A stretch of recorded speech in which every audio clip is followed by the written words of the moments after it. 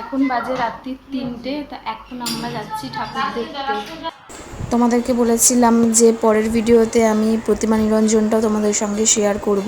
তো যেমন বলেছিলাম যে সূর্যাস্তের পরে মাকে মন্দিরে নিয়ে আসা হয়, তারপরে মন্দিরে এনে মাকে গয়নাগাটি পরিয়ে পূজা দেওয়া হয় এবং সূর্যোদয়ের আগেই আবার মাকে গঙ্গাবক্ষে নিরঞ্জন দেওয়া হয়। তো সেই ভিডিওটা আজ তোমাদের সঙ্গে আমি শেয়ার করছি। দেখো দেখো আকাশ পরিষ্কার হতে শুরু করেছে, ভোর হয়ে গেছে। তো এবারে আস্তে আস্তে একের পর এক যত পূজা হয়েছে রক্ষাকালী মার সমস্ত প্রতিমাকে এখন গঙ্গার দিকে নিয়ে যাওয়া হচ্ছে। এই দেখো এই একটা অন্য প্রতিমা। এবারে মা শকুন্তলাকেও মন্দির থেকে বের করে নিয়ে এসে গঙ্গার দিকে নিয়ে যাওয়া হবে, তোমরা সেটা দেখতে থাকো।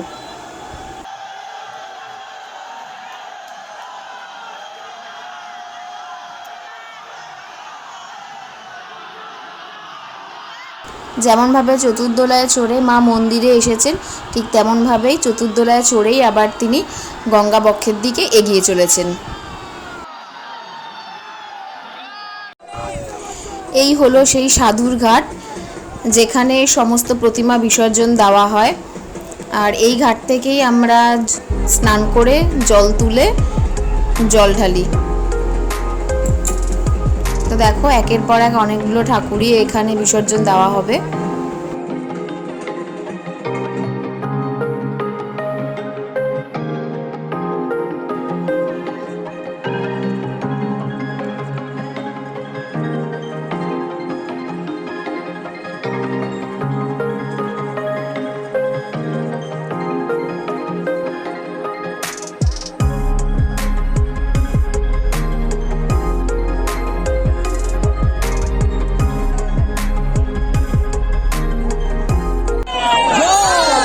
যা যা প্রতিমা এখানে বিসর্জন দেওয়ার সব দেওয়া হয়ে গেল। সবার লাস্টে আসছে আমাদের শকুন্তলা মা, যাকে দেখার জন্য এত মানুষ এখানে জমা হয়েছে।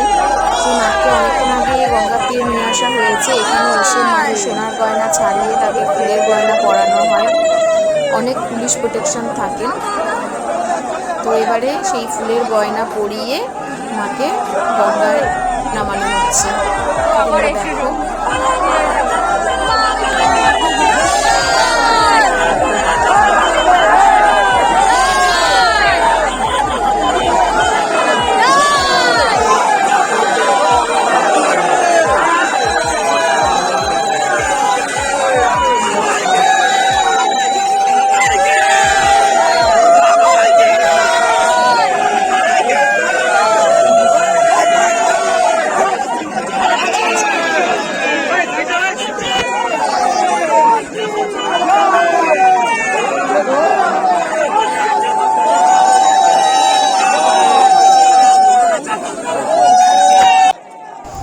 মন্দির থেকে মা বেরিয়ে আসার পরে মন্দিরটা পুরো ফাঁকা হয়ে যায়।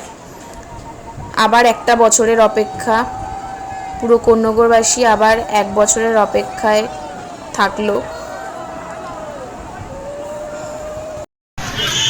এখন বাজে 5:30। আমরা এখন ঠাকুর দেখা হয়ে গেছে, মাকে নিয়ে চলে গেল। তো মেলাটা সেরকম একটা কিছু ঘুরতে পারিনি। এখন আমরা বাড়ির দিকে এগোচ্ছি। তো দেখো পেছনে কত লোক, কত মানুষ গেছে, সেটা তো তোমাদেরকে দেখালামই। আর আমার বোন ওরা এখন অবধি এসে পৌঁছায়নি, ওরা এখন অবধি ওখানে আছে, ওখানে মায়ের বিসর্জন দেখে তারপরে আসবে। তো ওভাবে কী কিনেছে, এই দেখো একটা বাঁশি কিনেছে। সকালবেলা বাড়ি ফিরেছি 6টার সময়।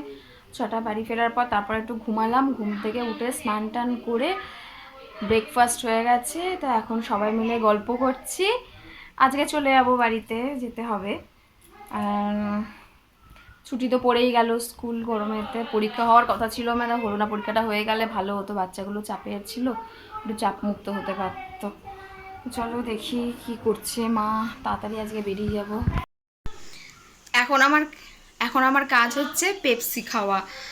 এই পেপসি তো এখন সচরাচর পাওয়া যায় না, আমার শ্বশুরবাড়ির ওখানে তো আমি একদমই দেখতে পাই না। মেয়েও ভালোবাসে, তো বোন কালকে 6-7টা এনে রেখে দিয়েছে, এনে রেখেছিল ওরা অলরেডি শেষ হয়ে গেছে, কালকে আবার নিয়ে এসছে। তো এই পেপসিটা এখন আমি খাবো। সেই কোন ছোটোবেলায় খেতাম এই পেপসিগুলো, আবার এখন খাবো, ভালো লাগে, ছোটোবেলাটাকে ফিরে পাচ্ছি। আর আমার ফেভারিট ফ্লেভার হচ্ছে হাজমোলা ফ্লেভারটা।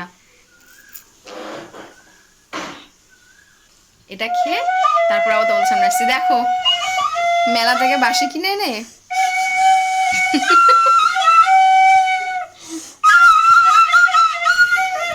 ওকে ওকে ওর বাঁশির সুর শুনে আমার সামনে করে দিদি বলছে যে এবারে কৃষ্ণ ঠাকুর পালিয়ে যাবে তোর বাঁশির আওয়াজ শুনে। তো পেপসি খাওয়ার পরে এবারে চলে এসেছি আমি দইয়ের ঘোল বানাতে।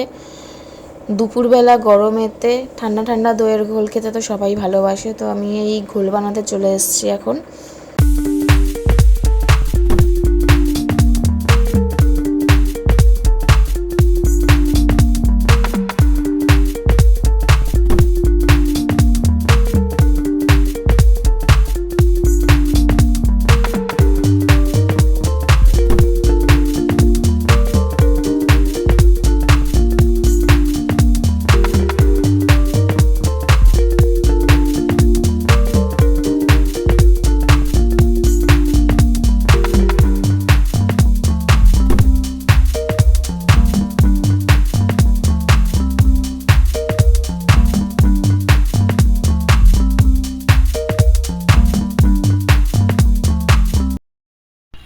আর এই হচ্ছে আমাদের বাড়ির আম গাছ, পুরনো হিমসাগর আম, প্রচণ্ড মিষ্টি আমগুলো খেতে। তো এবারে যাই হোক কয়েকটা হয়েছে। আর এই প্রথম আমি দেখলাম যে পরপর 2 বছর আম হতে গাছটাতে, কারণ 1 বছর আম হয় 1 বছর হয় না। আগের বছর প্রচুর আম হয়েছিল, প্রচুর হয়েছিল আম, মানে দিয়ে শেষ করা যায় না, আম প্রচুর আম হয়। আর এবছরও আম হয়েছে দেখছি, ভালোই হয়েছে কয়েকটা, তাও যে একটুখানি হয়েছে।